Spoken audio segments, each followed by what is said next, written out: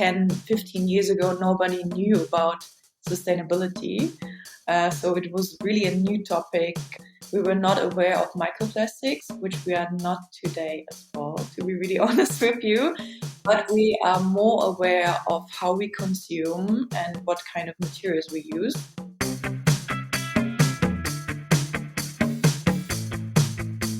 Welcome to the Swisspreneur Show, a podcast about startup stories and learnings from experienced entrepreneurs. Here's your host, Sylvan.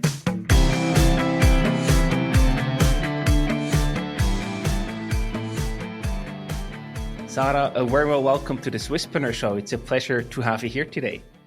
Thank you for having me. You are the co-founder and CEO at Kuori, a pioneering B2B Swiss clean tech that drives the post-oil economy shift through circular transformation of consumer plastics. I gotta ask right away, what motivated you to start your own company? Please take us back on your journey.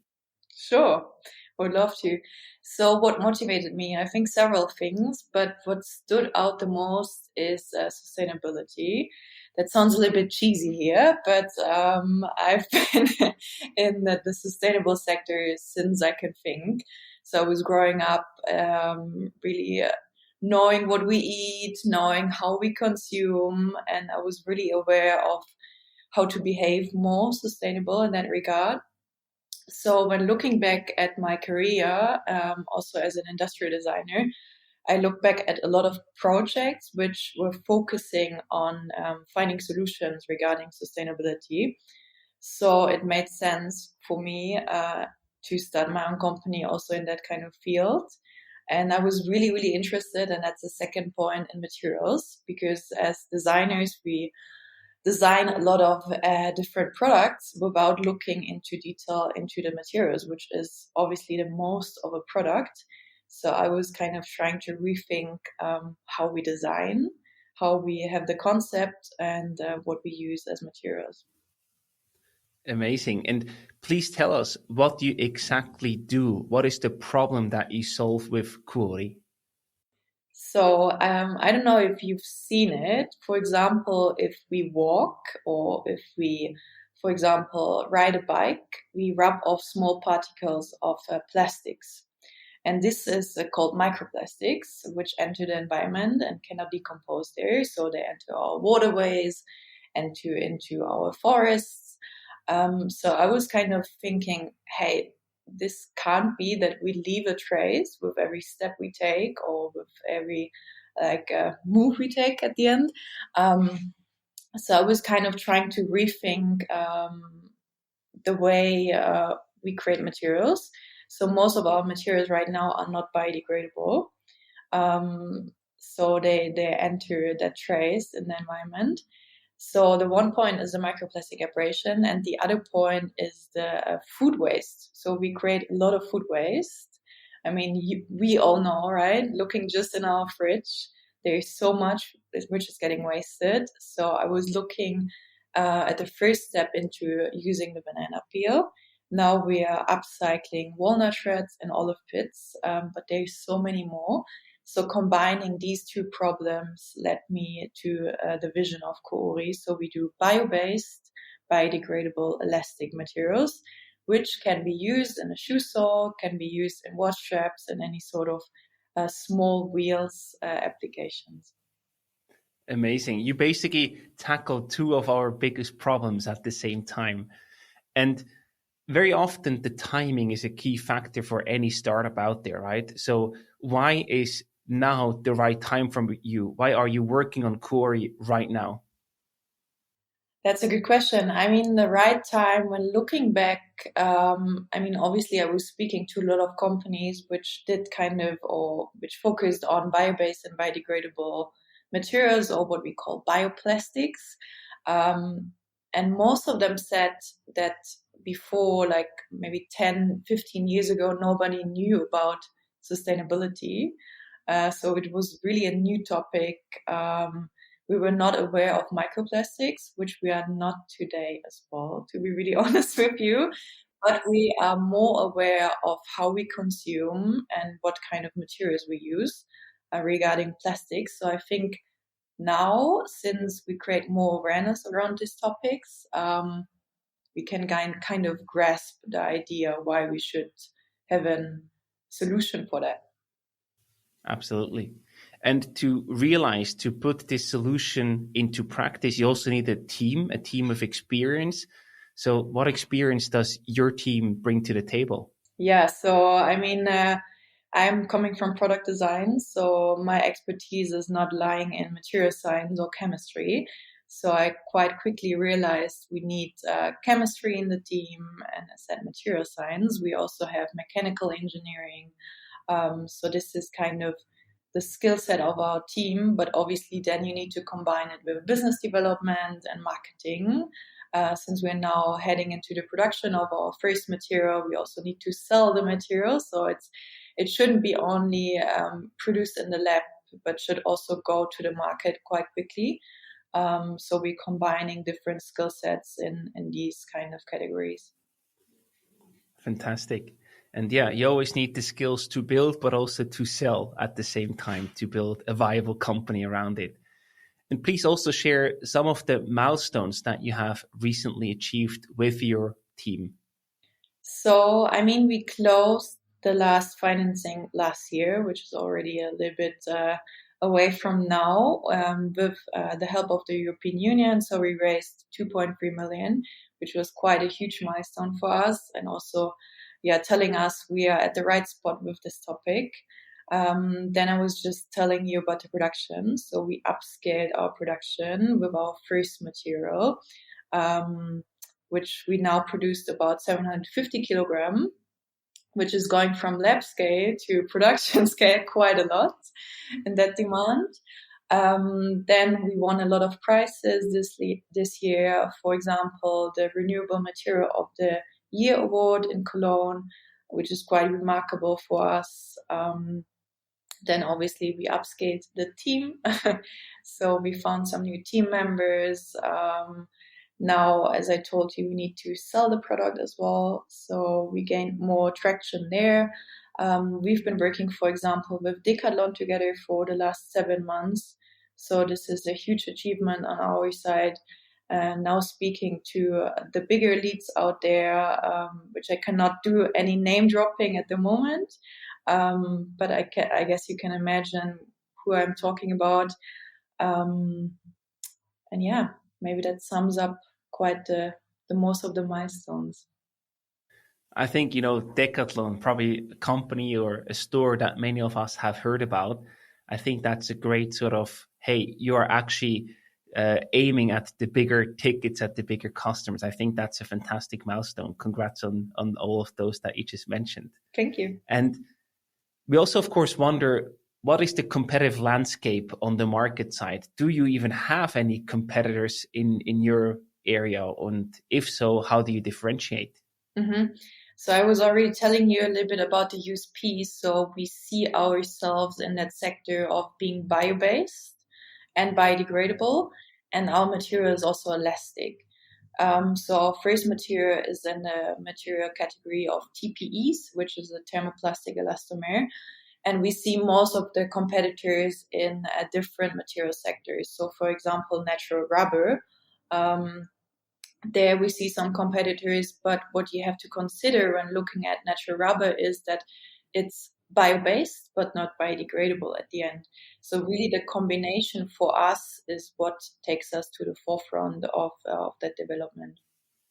Amazing. That certainly is a USP. And to get there, you also need some technology, right? So I just wonder, is there any way to protect your technology? Do you have any patents or anything of that sort to also protect your USP that you just mentioned? Yes, so we protect ourselves not only with trade secret, but also PCT, IP.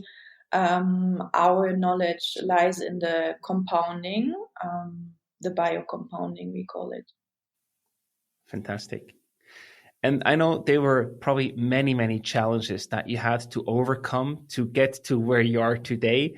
But if you had to choose one, which one was the toughest for you to overcome so far? So I guess for us, the the biggest hurdle is kind of to create awareness around the topic of bioplastic, because out there's a lot of greenwashing, and we need to be really transparent on what we're using, how our material is acting better. So in this regards, we're doing life cycle assessments, LCAs, to tell the customers, hey, we are developing a material which is better than the materials or more ecological friendly, which is more of a right term there, to use. So definitely that one is a hurdle, creating awareness, but then also showcasing that we are more sustainable than other materials out there. And obviously trying to sell the materials because we are having a higher price in the material, because we don't rely on fossil-based resources. And sometimes that's quite difficult with customers, depending also on their sustainable development goals. So finding the right strategy to really let customers know why they need to change rather sooner than later. Yeah, I imagine that with some companies, you run into open doors. They say, we want to contribute to that change. Please help us. You're the perfect match. And others, because they just purely focus on the price, I assume, since you're, at least for now, more expensive, it's more of a hard pitch. Do you have any plan or any ambition to say, hey, we also want to be cheaper than the current alternative substitutes out there? I think we will not hit the point where we can say we are cheaper than plastics out there, but we will definitely hit the point about saying we are having the same price segment, or we are in the same price segment as plastics out there. So this is obviously economy of scale, which we're covering not right now with the production, scaling up the materials, and then we can reach the price destiny, let's say so, for the customers. But yeah, we are on that. Let's say that. It's a work in progress, so to speak.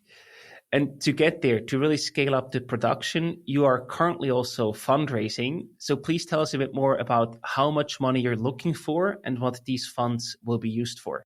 Sure. So as you rightly said, we are currently in our next financing round, which is for us the seed round.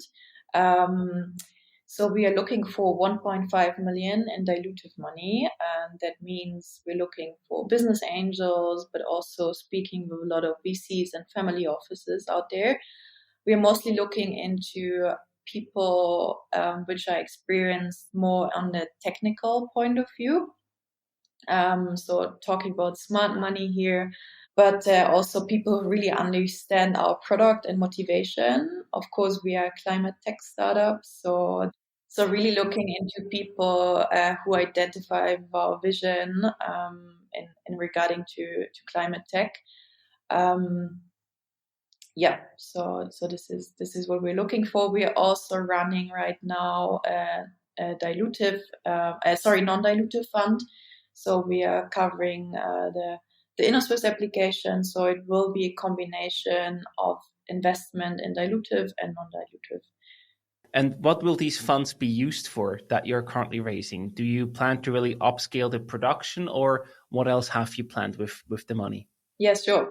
So what we are seeing right now is that we need to spin off from the university, because we're still using the labs of the University of Applied Science, and we're getting too many kuoris out there. So we really need to build our own production facility. We're just looking into a lab scale production since we outsource the production. So there will be a high investment on like machines, but rather on a lab scale. So this is mostly what the funds will be used for. Great. And anyone who's interested in learning more about the investment behind your company, you also open a ticket in the Swisspreneur syndicate.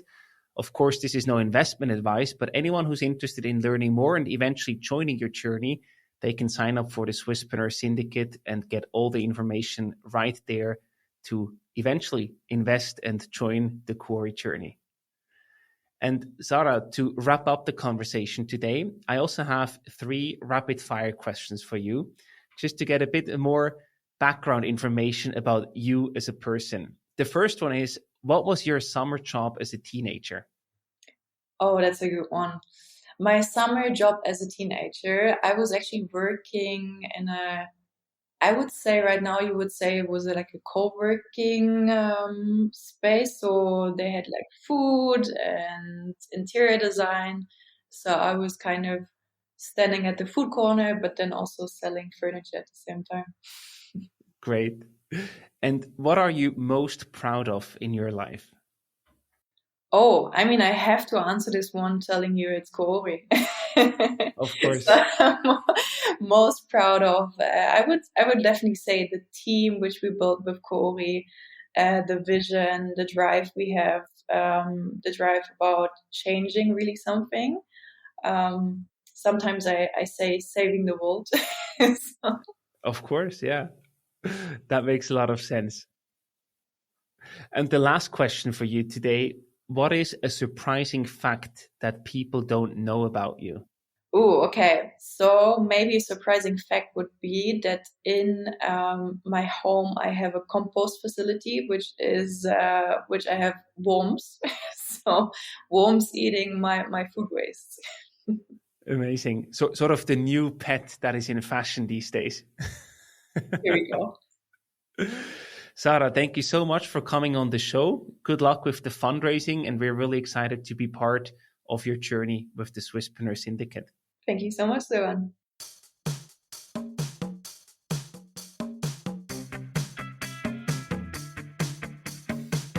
We hope you enjoyed today's episode. If you did, you can support us by rating our show on Apple Podcasts. This way, we can reach an ever-growing number of aspiring entrepreneurs.